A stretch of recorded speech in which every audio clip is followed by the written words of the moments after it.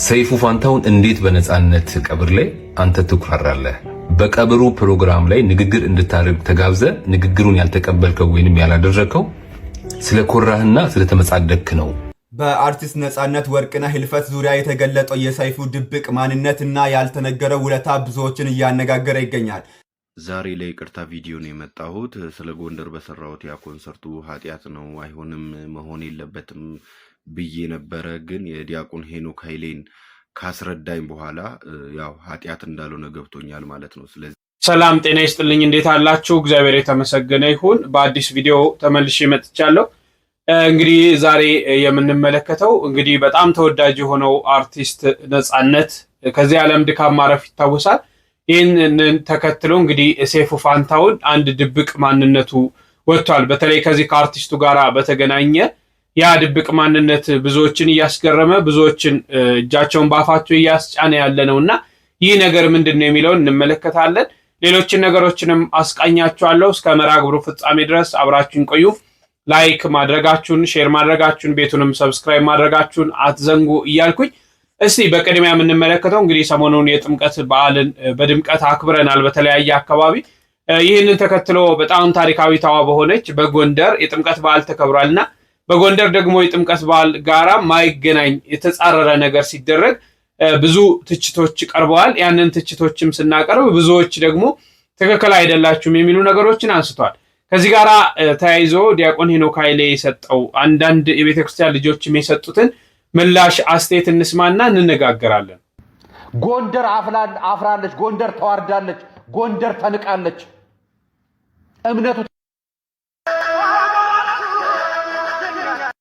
ልትባረኩ ነው ልትረገሙ ነው ሄዳችሁት? እዛ ያለውን ህዝብ ያንን አማኝ ህዝብ ያንን ጨዋ ህዝብ ልትበክሉት ልትመርዙት ነው ወይ ሄዳችሁት? በታዋቂነት ስም በአዋቂነት ስም ሄዳችሁ ያንን በታቦት ክብረ መንበሩ በታቦት ተባርኮ ለመምጣት ሆነ ሄደ ህዝብ እንዲህ ስታስደንሱት ግን ለእናንተ አይጨንቃችሁ? የገዛ ቤተክርስቲያናችሁን በጦር መውጋት አይሳፍራችሁ? እውነት ያየው ሁሉ የጎንደር ህዝብ ነው አይደለም እኮ። ከተለያየ ስፍራ ጎንደርን ጥምቀትን በጎንደር በሚል ስብከት የመጣው በቤተ ክርስቲያን የተነገደ የቱሪዝም ጭፈራ ነው እንጂ ቤተ ክርስቲያን አይደለም። ታቦት እንዲህ ተሸኝቶ አያውቅም። እንዲህ የተጠመቁት ልጆች የት ሄዱ? እንዲህ የተጠመቁት ልጆቿ ወዴት ሊሄዱ ነው?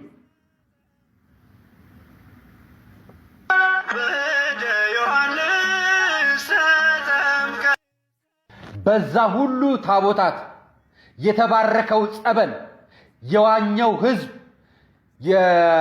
ተጠመቅኩ ብሎ ራቁቱን እዛ ዮርዳኖስ ጸበል የተጠመቀው ሁሉ የት ነው ያመሸው?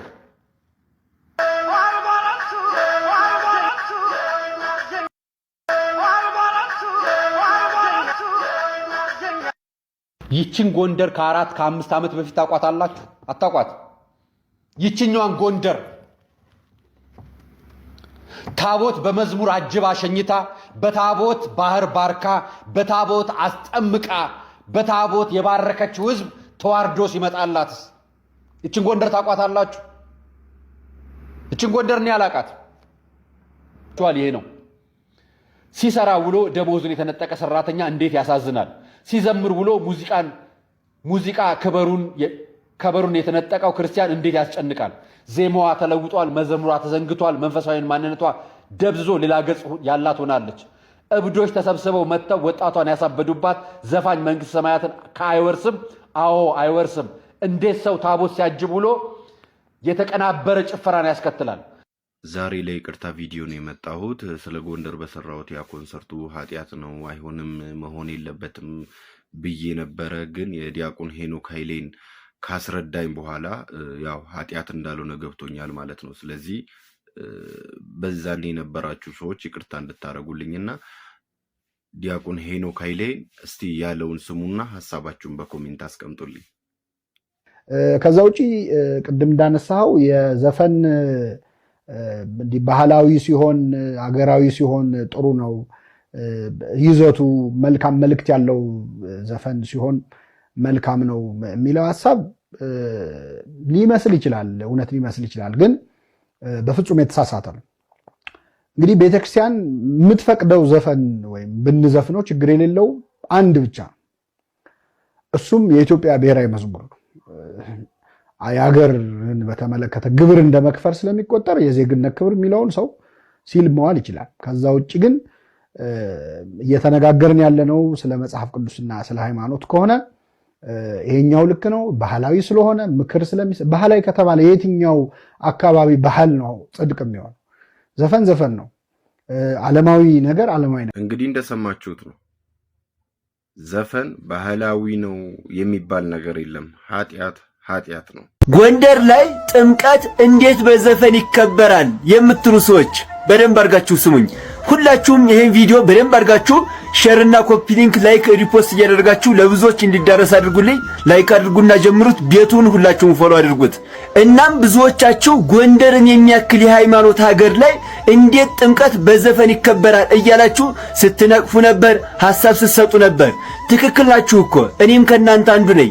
ግን ሰውን ወደ መልካም የምንመልሰው በመንቀፍ ሳይሆን በማስተማር ነው። እናም ይኸውላችሁ ባለፈ ነገር ላይ ብዙ ክስ አናብዛ። ላለፈ ክረምትም ቤት አንስራ። ለቀጣይ ዓመት ግን የጎንደር ሊቃውንት ምዕመናን ላይ መስራት አለባችሁ፣ ማስተማር አለባችሁ። እንዴ ቃል እግዚአብሔሩ የሚፈልቀው ከናንተው እንዴት ጎንደር። ስለዚህ ከባድ የቤት ሥራ ይጠበቅባችኋል ሊቃውንት። እናም እዚህ ጋር ያለነው ከነዚህ እንማር። ሁላችሁም እግዚአብሔር ይባርካችሁ እያላችሁ መርቋቸው። እዚህ ጋር ያሉትን መልካሙ ስናበረታታ ሌላው ይቀንሳል ማለት ነው እና ኮሜንት ላይ እግዚአብሔር ይባርካችሁ እያላችሁ መርቁልኝ። እናዳምጣቸው።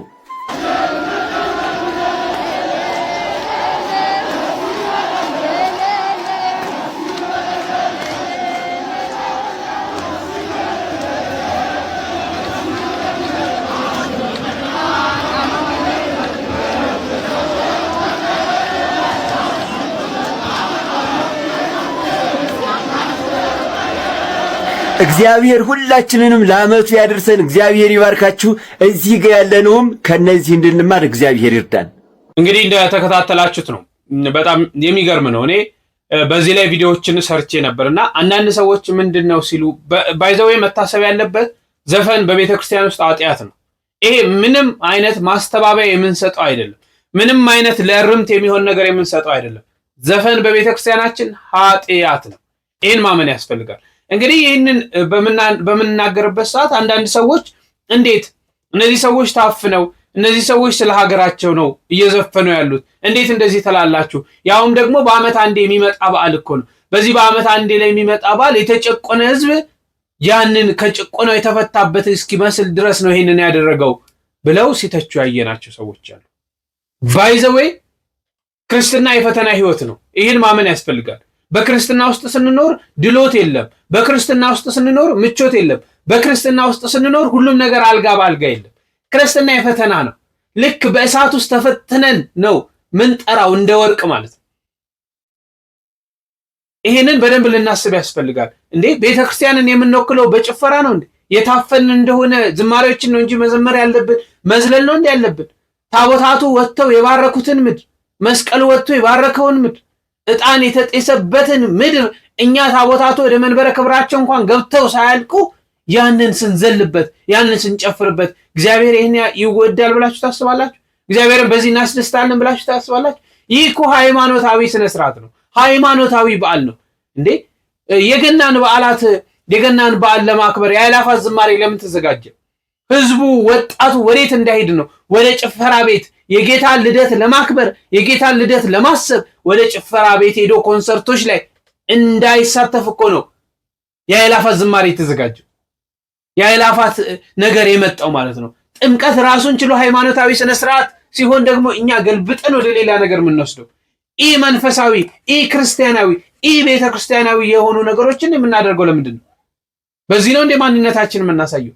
በጭፈራ ነው እንዴ? ያውም የሊቃውንቱ ሀገር የመምህራኑ ሀገር ለሌሎች ቦታዎች አርያ መሆን የሚገባት ጎንደር ላይ ይህ ነገር መፍጠር ለምን አስፈለገ? ይህ ወጣት እኮ እንደወጣን የቀረው በረከት አገኛለሁ፣ ድነት አገኛለሁ፣ እግዚአብሔር ይባርከኛል፣ የቃል ኪዳኑን ታቦት እሸኛለሁ ብሎ ወጥቶ አልተመለሰም። ለምን? ወደ ጭፈራ ሄዳ ያን በረከት ይዞት ወደ ቤቱም አልገባም። ስለዚህ እንዲህ አይነት ነገሮችን የምናስተባብር ሰዎች ልንቆጠብ፣ ከድርጊታችን ልንቆጠብ ያስፈልጋል። ትክክል አይደለም። ቤተክርስቲያን አታዝም። እግዚአብሔር በዚህ አይደሰትም። ለአሁን ሆኗል። ለቀጣይ ዓመት ግን በጎንደር የምትገኙ ሊቃውንት፣ መምህራን፣ ቤተ ክህነቱን በዚህ ውስጥ ገብቶ በዓሉን ሊያስከብር ያስፈልጋል። ስነ ስርዓቱን ልንይዝ ያስፈልጋል። በቤተ ክርስቲያን ሕግ ልንመራ ያስፈልጋል።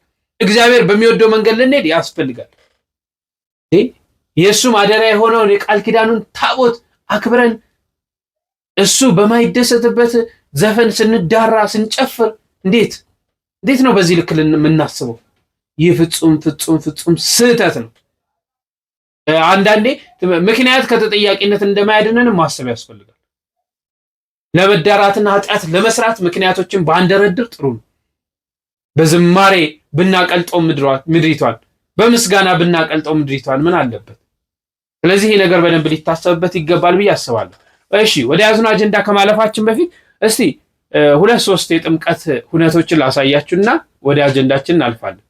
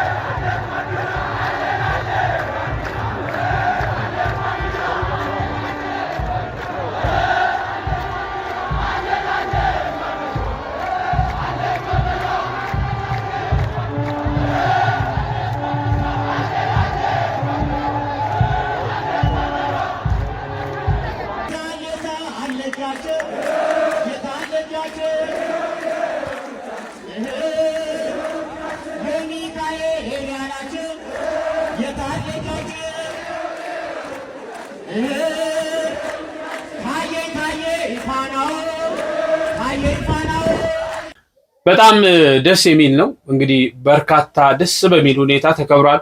በተለይ ለወጣቱ ያኔ በጣም ወጣቱ ምስጋና ያንሷል። እግዚአብሔር አምላክ እንደው ጉልበታችሁን ይቁጠር። በዛ ፀሐይ ያንን ምንጣፍ እየተሸከሙ የቃል ኪዳኑ ታቦት ካህናቱ መሬት እንዳይሄዱ በምንጣፉ ላይ ይሄዱ ብለው ክብር እየሰጡ እየጠረጉ ብዙ ዋጋ የከፈሉ ወጣቶች አሉ በየቦታው። እነዚህ ሊመሰገኑ ያስፈልጋል። እንግዲህ የዘንድሮ የጥምቀት በዓል ያው ከሌላው ትንሽ ቀዝቀዝ ያለ ይመስለኛል። ምናልባት እናንተ ሐሳብ ትሰጡበታላችሁ። በቤተክርስቲያን ስርዓት ደግሞ ካህናቱን፣ ዲያቆናቱን፣ ሊቃውንቱን፣ ወርጌቶችን፣ ሰንበት ተማሪዎችን መለየት እስከማይቻል ድረስ ተደርሷል። ሁሉም አንድ አይነት ልብስ በመልበስ ሁሉም በመጠምጠም እነዚህ ነገሮች ላይ አንዳንድ ነገሮች ቢደረጉ ለማለት ሌላው ደግሞ ያው አይቀረጽ አይደለም የቃል ኪዳኑ ታቦታት ወጥተው ሲሄዱ ሁልጊዜ ማመስገን ያለብን ማመስገን እልልታ ማጨብጨብ ነው የሚያስፈልገውና አብዛኞቻችን በምናችን ተጠደፍን ስልክ ቪዲዮዎችን በመቅረጽ እና እንደው ይሄ ነገርን ቢታሰብበት ለማለት እፈልጋለሁ። ሌላው በተረፈ እግዚአብሔር አምላክ ከቁጥር ሳያጎል በሰላም ለዓመቱ ያድርሰን። እሺ ወደ ያዙን አጀንዳ እንግባ። እንግዲህ አርቲስት ነፃነት ወርቅነህ ከዚህ ዓለም በሞት ተለይቷል።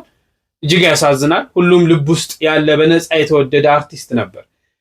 ይህን ተከትሎ እንግዲህ ከአርቲስቱ ሞት ጋር ተያይዞ የሰይፉ ማንነት የሰይፉ ፋንታሁን ድብቅ ማንነት ተብሎ አንድ የወጣ መረጃ አለና እስቲ ላስቀኛችሁ። ሰይፉ ፋንታሁን እንዴት በነፃነት ቀብር ላይ አንተ ትኩራራለህ? በቀብሩ ፕሮግራም ላይ ንግግር እንድታደርግ ተጋብዘ ንግግሩን ያልተቀበልከው ወይንም ያላደረከው ስለኮራህና ስለተመጻደቅክ ነው በሚል ጥቂት የማትባሉ ግለሰቦች ሶሻል ሚዲያ ላይ የሰይፉ ፋንታሁንን ፎቶ እያስቀመጣችሁ ከነፃነት የቀብር ፕሮግራም ጋር በተገናኘ ስትተቹትና ስትወቅሱት እያየው ነው። ይህንን ቪዲዮ ግን የሰራሁት ከዚህ ትችታችሁ ጋር በተገናኘ አንዳንድ እናንተ ማታውቁት ነገር ግን ጥቂቶች የሚያውቁትን ነፍሱን ይማርና የነፃነት ወርቅነህንና የሰይፉ ፋንታሁንን ግንኙነት ልነግራችሁ ነው የመጣሁት። እርግጠኛ ነኝ ስትሰሙ በዚህ ትችታችሁ ብዙዎቻችሁ ታፍራላችሁ ብዬ አስባለሁ። ለምሳሌ ብዙዎቻችሁ ማታውቁትን ነገር ልንገራችሁ። ነፃነት ወርቅነህ ለሕክምና ህንድ ሀገር ሲሄድ ያኔ ማለት ነው ለሕክምና ወጪ የሚሆን ከግል አካውንቱ ሰይፉ ፋንታሁን ከ1 ሚሊዮን ብር በላይ ሰጥቶት ነበር። ከህንድ ሀገርም ከተመለሰ በኋላ በሽታው በተለያየ አጋጣሚ ሲጠናበት ከአሜሪካ ድረስ ዶክተር አስመጥቶ በግሉ በሱ ወጪ ማለት ነው ነፃነት እዚሁ ሆኖ ሕክምናውን እንዲከታተል በዚህ ልክ ጥረት ሲያደርግለት ነበር። ነፃነት ወርቅነህን አንተ ብቻ ተረጋጋና ራስን ጠብቅ እንጂ የሕክምና ወጪውን በሙሉ ምንም አይነት ነገር ይሁን እኔ ሸፍናለሁ ብሎ ከጎኑ ሲታገል ነበረ ሰይፉ ፋንታሁን ማለት ነው። በተቻለው አቅም ከሞቱ በፊት በህይወት እንዲቆይለት ያላደረገው ጥረት አልነበረም። ይልቅ ሰይፉ ፋንታሁን በዛ የቀብር ፕሮግራም ላይ ንግግር ያላደረገው በቸልተኝነት ወይንም ኮርቶ ምናምን እንዳይመስላችሁ። ያ ክፉ በሽታ ነፃነትን ህይወቱን እንዳያሳጣው ከመሞቱ በፊት በሚችለው ነገር በሙሉ ሲታገልለት የነበረው ያ ሁሉ ድካሙ ከንቱ ስለቀረና የሚወደውን ጓደኛውን በማጣቱ የተሰማውን ስሜት መግለጽ ስላቃተው ነው። በነገራችን ላይ አንዳንድ ህመሞች አንዳንድ ሐዘኖች እኮ የምትናገሯቸው አይደሉ፣ በዝምታ ውስጥ የምትገልጿቸው ናቸው። ትክክለኛ ወዳጅ ደግሞ በቀብራችሁ ሰዓት መጥቶ ቀብራችሁን የሚያደምቅላችሁ ሳይሆን በህይወት እያላችሁ በችግር በህመም ውስጥ እያላችሁ ከጎናችሁ የነበረ ሰው ነው። ስለዚህ በዚህ ልክ ከጎኑ ሆኖ ሲታገልለት የነበረውን ሰይፉ ፋንታሁንን ነው የፍርድ ወንበር ላይ ቁጭ ብላችሁ እየተቻችሁ ያላችሁት። ይህንን ቪዲዮ አድርሱልኝ። አመሰግናለሁ። በጣም የሚገርም ነው በእውነት ይህን ሰው አለማመስገን ንፉግነት ነው። ሰይፉ ፋንታሁን በተለያየ የእርዳታ ሁኔታዎች ይሳተፋል። ፕሮግራሙን ተከታትላችሁ ከሆነ በርካቶችን አንድ ወዳጄ ከአሜሪካን አንድ ወዳጄ ከዚህ ሀገር የላከ ገንዘብ እያለ ይሰጣል፣ የራሱን ገንዘብ ማለት ነው። ይሄ በጣም ጥሩ ነው። ከንቱ ውዳሴነትን አለመፈለግ ነው። በድብቅ ሰጥቶ በግልጥ እግዚአብሔር አምላክ ዋጋ ስለሚከፍል ከሱ ነው ዋጋ የሚገኘው። እንግዲህ ለአርቲስት ነፃነት ወርቅነህ ይሄን ያህል ከፍሏል። ባይዘው ይሄንን ያመጣውላችሁ ምን መሰላችሁ? እንድንማርበት ነው። እኔና እናንተ ዛሬ ለሀገር ባለውለታ የሆኑ ዛሬ ቤተክርስቲያንን ሲያገለግሉ የኖሩ በርካታ ሊቃውንት፣ በርካታ የሀገር ባለውለታ፣ በርካታ የጥበብ ሰዎች በቤቶቻቸው ቢረዳቸው ሚያያቸው አጥተው ተዘግቶ ያሉአሉ። እኛ ኢትዮጵያውያን ከዚህ ምን አይነት ባል አመጣን መሰላችሁ? ሰዎች ሲሞቱ ነው ገንዘባችን አውጥተን አበባ ጉንጉን እየተባለ የተለያየ ነገር እያል ሰውየው በህይወት እያለ ሰተነው መጠቀም ሲገባው ከሞተ በኋላ እናደርጋለን። ሰውየው በህይወት እያለ እኮ 1000 ብር መስጠት አቅቶን ሲሞት እኮ 100 እና 200 ሺህ ብር እናወጣለን። ይሄ በእያንዳንዳችን ህይወት እንውሰደው፣ በእያንዳንዳችን ላይፍ እንውሰደው። እንዲህ ነው ማድረግ ያለብን፣ መረዳዳት ያለብን። ከተረፈን ነገር ላይ አይደለም የምንሰጠው፣ ከሌለን ነገር ላይ ነው። 10 ብር አስፈልገውን 20 እና 30 ብር ኖሮን ያቺን ትርፋን ብር አይደለም መስጠት ያለብን። 10 ብር እያስፈልገን 8 እና 9 ብር ካለን ከዛ ብር ላይ ነው መስጠት ያለብን። እግዚአብሔርን የሚያስደስተው ይሄ ነው። እግዚአብሔርን የሚወደው ይሄ ነው። መስጠት ማለት እንደዚህ ነው። ሰዎች ሳይሞቱ ሰዎች በህይወት እያሉ ሰዎች በሚያስፈልጋቸው ሰዓት ነው ልንደራረስ ልንደጋገፍ የሚገባው ማለት ነው። ይሄ ሰይፉ ፋንታሁን ተግባር ዛሬ የወጣው ለኔና ለእናንተ ማስተማሪያ ነው። ስንቶቻችን ነው ልቦናችን፣ አንደበታችን፣ እጃችን ለመስጠት የታደለው? ገንዘብ ኖሮን እንንገበገበል፣ ሀብት አቅም ኖሮን እንንገበገበል። ለምን? ከዚህ መውጣት ያስፈልጋል። እንዲህ አይነቱ ታሪክ አስተማሪ ስለሆነ ማለት ነው። ልንረዳዳ፣ ልንተጋገዝ፣ ልንተባበር በእጅጉ ያስፈልጋል ማለት ነው። በእውነት ሰይፉ ፋንታሁንን አመስግኑልኝ። በእውነት እግዚአብሔር አምላክ ከዚህ በላይ ጨምሮ ይስጥ። እሱን የሚያስደስት ስራ እንድትሰራ እሱ ይፍቀድልን። ሁላችንም ደግሞ በዚህ ህይወት እንድንኖር እሱ ይፍቀድልን ለማለት እወዳለሁ። ከዚህ ጋር ተያይዞ እንግዲህ በአርቲስት ነፃነት ወርቅነህ ህልፈት ላይ የቀብሩ ስነ ስርዓት ላይ እጅግ የምንወዳቸው መጋቢ ሐዲስ እሸቱ በጣም ያስተማሩት ትምህርት ያስተላለፉት መልእክት አለና እሱ ሰምተን እንጨርስ። ብዙን ጊዜ እኛ ሀገር ኮሜዲን የምንረዳው ሳቅ፣ ፈገግታ፣ ጨዋታ፣ ፌዝ ሊመስለን ይችላል። አንድ ጸሐፊ ሲጽፍ ኮሜዲ ማለት የትራጀዲ ማሸጊያ ካርቶን ነው። ኪኒን በውሃ እንደሚዋጠው ሁሉ ትራጀዲም መራር ስለሆነ በኮሜዲ እየዋጥን ህይወትን እያጣፈጥን እንኖራለን ብሎ ጽፏል። ወንድማችን ነፃነት አያትም ልጅም እኩል የሚሰሙት፣ ትልልቆቹ ባለስልጣኖች ከተራው ህዝብ ጋር እኩል የሚሰሙት፣ ነጋዴው ከሸማቹ፣ ዶክተሩ ከበሽተኛው፣ ፖሊሱ ከሌባው ሁሉ ተስማምቶ አንድ ሆኖ የሚሰማው ሳቅ አምራች፣ ፈገግታ አምራች፣ የዋህ ቀና፣ የትም መቼም ለሁሉም ሰው እኩል የሆነ ጠባይ ያለው ሰዎች በፖለቲካ አመለካከታቸው፣ በብሔር ልዩነታቸው፣ በኑሮ ልዩነታቸው፣ በእውቀት ልዩነታቸው ሳይፈረጁ በአንድ አይን የሚያዩት፣ በአንድ ጆሮ የሚሰሙት፣ በአንድ ልብ የሚገነዘቡት አመዛዛኝ፣ አስተዋይ፣ ልባም የኪነ ጥበብ ሰው እንደሆነ ሁላችሁም ታውቃላችሁ። ይህንን ለእናንተ መመስከር ብዙ አትራፊ ነው ብዬ አላስብም። ነገር ግን ቅድም በቤተ ክርስቲያናችን ጸሎት አድርገናል፣ ፍትሐት ፈጽመናል። በቤተ ክርስቲያናችን አንድ ሰው ሙቶ ተወልዶ እስከሚሞት ድረስ በልደት ጀምሮ በሞት የሚጠናቀቀው እድሜው እስከሚያልቅ ድረስ 3 ነገር ይደረግለታል። በ40 በ80 ቀኑ መከበሪያውን፣ ለአቅመ አዳም ለአቅመ ሔዋን ሲደርስ መሞሸሪያውን፣ ነፍስና ስጋው ሲለያዩ መቀበሪያውን ቤተ ክርስቲያን ታዘጋጃለች። ቅድም በጸሎት በግዕዝ ቋንቋ እየተዜመ ስንለው የነበረው የእግዚአብሔር ቃል ተዘከር እግዚኦ ከመ መሬት ንሕነ፣ ጌታ ሆይ እኛ አፈር እንደሆን ከአፈር አምጥተህ እንዳበጀህን እንደሰራሃን አስብ። አፈር መሆናችንን ወደ አፈር የምንመለስ መሆናችንን አስበህ ይቅር በል ነው። ወሰብሰ ከመ ሣር መዋዕሊሁ፣ ሰው እድሜው እንደ ሳር ነው። ሳር እንደምታውቁት ዝናብ ሲያገኝ ይበቅላል፣ ይለመልማል፣ ያብባል፣ ይደርቃል፣ ድራሹ ይጠፋል። የሰውም ጠባይ የሰውም ተፈጥሮ ከዚህ የተለየ አይደለም። ይወለዳል፣ ይኖራል፣ ያድጋል፣ ይኖራል፣ ይሞታል። አቶ ገሌ በዚህ ቦታ ተወልደው እዚህ ቦታ ሞቱ።